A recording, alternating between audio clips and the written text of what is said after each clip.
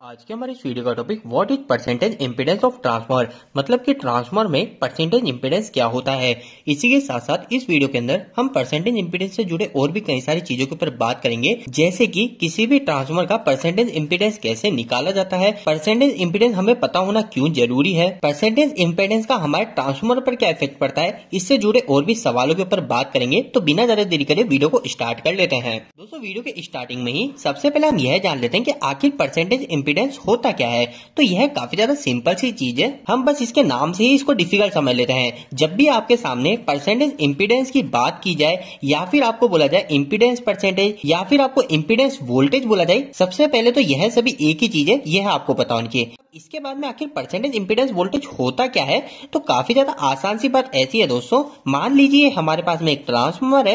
अब ये जो ट्रांसफार्मर है इसके अंदर हम क्या करते हैं, इसके इनपुट में हम पावर सप्लाई देते हैं, आर भी हमारे फेज देते हैं। जैसे कि मान लीजिए इधर मैंने 11 kV की सप्लाई जोड़ी और आउटपुट में क्या होता है, मुझे वापस से पावर सप्लाई मिल जाती है। अब वापस से आर भी मिलेंगे। अब दोस्तों, ट्रांसफार्मर के आउटपुट से जो मुझे ये वोल्टेज मिले, इस पे मैं क्या करता हूँ, यहाँ पे मैं मेरा कई सारे लोड को कनेक्ट कर देता हूँ। जैसे मेरी कंपनी की मोटर, इसके अलावा हमारी कंपनी की पूरी लाइटिंग, यानी कि सारा लोड मैं ट्रांसफार्मर पे जोड़ देता हूँ। अब इतना सारा लोड ट्रांसफार्मर पे जोड़ने के कारण क्या होता है, हमारा जो ट्रांसफार्मर होता है ये ट्रांसफार्मर ओवरलोड हो जाता है। अब ओवरलोड का मतलब क्या है, ओवरलोड का मतलब सिंपल सा है, हमारा ट्रांसफार्मर अगर ये 100 kVA का है ना, तो अब अगर मैं इस ट्रांसफार्मर पे 100 kVA या फिर 100 kV से ज्यादा लोड को जोड़ दूंगा तो ये ट्रांसफार्मर हमारा ओवरलोड कहलाने लग जाएगा। मतलब कि इसकी कैपेसिटी से ज्यादा लोड जोड़ना ही हमारा ओवरलोड कहलाएगा। अब जब कभी इस तरीके की कंडीशन होती है, हमारा ट्रांसफार्मर ओवरलोड की कंडीशन में आता है, उस समय पर हमारा ट्रांसफार्मर जो होता है इसके अंदर हमारे वोल्टेज ड्रॉप होने लग जाते हैं। आखिर वोल्टेज ड्रॉप क्या होता है, तो वोल्टेज ड्रॉप सिंपल सी बात यही है, हमारा वोल्टेज बीच में लॉस की फॉर्म में वेस्ट होने लग जाते हैं। अब आखिर ट्रांसफार्मर में हमारे कितना वोल्टेज ड्रॉप होगा, हमारे कितने वोल्टेज का लॉस होगा, वही चीज हमें परसेंटेज इंपीडेंस से पता चलती है।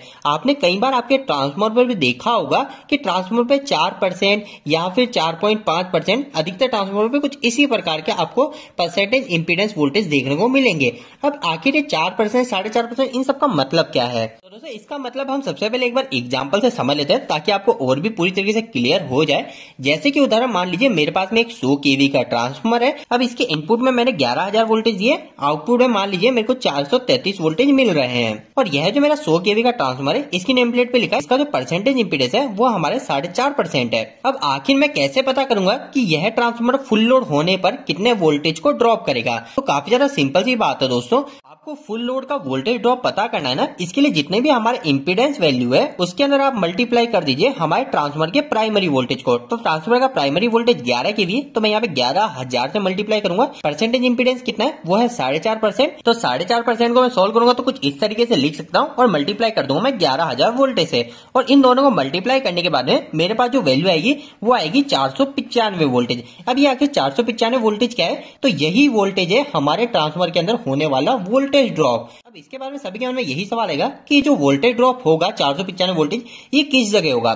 तो दोस्तों यह जो परसेंटेज इंपीडेंस में वोल्टेज ड्रॉप हम निकालते हैं, ये हमारे प्राइमरी साइड पे वोल्टेज ड्रॉप होता है। जो कि हम 11,000 वोल्टेज दे रहे हैं ना ट्रांसफार्मर के अंदर, ये 11,000 वोल्टेज के अंदर हमारे 495 वोल्टेज का वोल्टेज ड्रॉप हो जाएगा। अब इसके बाद में कई लोग बोलेंगे हमारे प्राइमरी साइड में वोल्टेज ड्रॉप हो रहा है, तो हमको क्या प्रॉब्लम है, हमको तो सेकेंडरी में पूरे वोल्टेज मिल रहा है। तो दोस्तों ऐसा बिल्कुल भी नहीं है। अगर आपके प्राइमरी साइड में वोल्टेज कम हो जाएंगे, अगर आप यहाँ पे 11,000 की जगह आप यहाँ पे ओनली फॉर 10,500 वोल्टेज दे रहे हैं, तो इसका सीधा फर्क आपके आउटपुट वोल्टेज भी बढ़ेगा। आपकी जो आउटपुट वोल्टेज है वो वोल्टेज भी कम हो जाएंगे। तो यही हमारा सिंपल सा काम होता है परसेंटेज इंपीडेंस का। लेकिन इसके अलावा आपको परसेंटेज इंपीडेंस से जुड़े और भी कुछ बातें पता होनी चाहिए, जैसे कि किसी भी ट्रांसफार्मर का परसेंटेज इंपीडेंस पता कैसे किया जाता है। आप मान लीजिए कि हमारा जो ट्रांसफार्मर इसकी नेम प्लेट पूरी खराब हो गई, अब हम इसका परसेंटेज इंपीडेंस कैसे पता करेंगे। तो आपने कई बार सुना होगा ट्रांसफार्मर का हम एक शॉर्ट सर्किट टेस्ट करते हैं।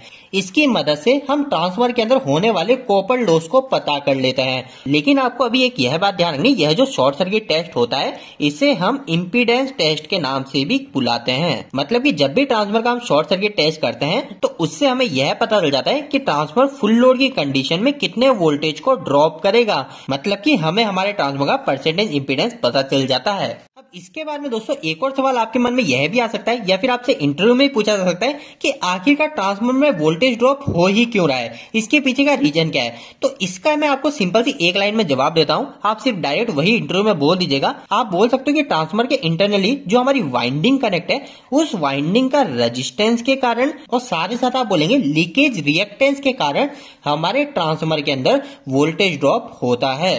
आखिरी के अंदर हम एक और चीज के ऊपर बात कर लेते हैं। आपसे इंटरव्यू के अंदर यह पूछ लिया जाए कि जो परसेंटेज इंपीडेंस है इसकी वैल्यू हम देख रहे हैं कि हमारे ट्रांसफार्मर में 4.5% या 4% लिखी हुई है। यह हमारे ट्रांसफार्मर के केवीए पे निर्धारित होती है।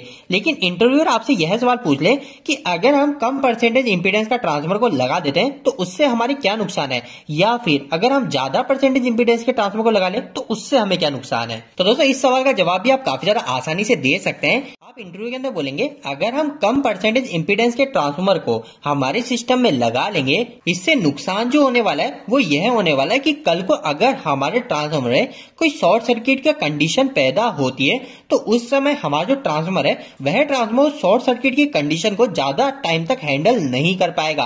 आपको सबसे मुख्य नुकसान यही बताना है परसेंटेज इंपीडेंस के कम होने का।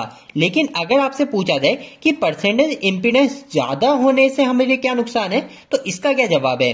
तो दोस्तों हमने एक चीज देखी थी कि हमारा जो परसेंटेज इंपीडेंस है ये है क्या, ये सिंपल सी बात है, हमारा वोल्टेज ड्रॉप है। अब जितना ज्यादा परसेंटेज इंपीडेंस बढ़ेगा, जैसे कि 4% की जगह हमारे ट्रांसफार्मर का परसेंटेज इंपीडेंस 8% हो गया, तो अब इसके कारण क्या होगा, हमारा जो वोल्टेज ड्रॉप है यह वोल्टेज ड्रॉप हमारा 500 की जगह डायरेक्ट 1000 वोल्टेज हो जाएगा। तो इससे हमें डायरेक्ट नुकसान पता चल जाता है परसेंटेज इंपीडेंस के ज्यादा होने का। आप इंटरव्यू के अंदर डायरेक्ट बोलेंगे कि अगर परसेंटेज इंपीडेंस कुछ ज्यादा ही है, हमको उतनी जरूरत ही नहीं है, तो इसके कारण क्या होगा, हमारे ट्रांसफार्मर के अंदर बिना वजह का वोल्टेज ड्रॉप बढ़ जाएगा, क्योंकि हमारे परसेंटेज इंपीडेंस का मतलब ही यही है कि वोल्टेज ड्रॉप होना। दोस्तों आखिरी के 1 मिनट के अंदर हम एक और पॉइंट जान लेते हैं, क्योंकि हमने परसेंटेज इंपीडेंस होता क्या यह जान लिया, परसेंटेज इंपीडेंस कैसे निकाला जाता है यह भी जान लिया, हमारे ट्रांसफार्मर के अंदर वोल्टेज ड्रॉप क्यों होता है यह भी जान लिया, परसेंटेज इंपीडेंस के कम होने के ज्यादा होने के नुकसान फायदे भी जान लिए। लेकिन अब इंटरव्यू के अंदर एक और चीज आपसे पूछी जा सकती है कि आखिरकार किस ट्रांसफार्मर का कितना परसेंटेज इंपीडेंस होना चाहिए। तो यहाँ पे काफी ज्यादा सिंपल सी बात है दोस्तों, यह परसेंटेज इंपीडेंस की जो वैल्यू है ये पहले से स्टैंडर्ड डिसाइड की जा चुकी है। हमारे जो भी ट्रांसफार्मर 630 kV या फिर इसके नीचे के होते हैं उसका परसेंटेज इंपीडेंस 4% मिनिमम होना चाहिए। मतलब कि अगर आप छोटे से छोटा ट्रांसफार्मर भी लेते हैं तो उसका परसेंटेज इंपीडेंस मिनिमम 4% तो होना चाहिए। और अगर 630 kV के ऊपर जाएं तो 630 से 1250 kV तक के ट्रांसफार्मर का परसेंटेज इंपीडेंस 5% होना चाहिए। इसके बाद में 1200 से 2500 तक के ट्रांसफार्मर का 6% और आगे का जो भी परसेंटेज इंपीडेंस है उसकी मैं लिस्ट आपके स्क्रीन के सामने लगा दूंगा, आप वहां से आसानी से देख सकते हैं। तो दोस्तों आज का यह वीडियो थोड़ा सा बड़ा बन गया, लेकिन उम्मीद करता हूं इस वीडियो के माध्यम से आपको कुछ बेहतर जानकारी मिली होगी। आपको ये वीडियो कैसा लगा, इस वीडियो को लाइक करके जरूर बताएं।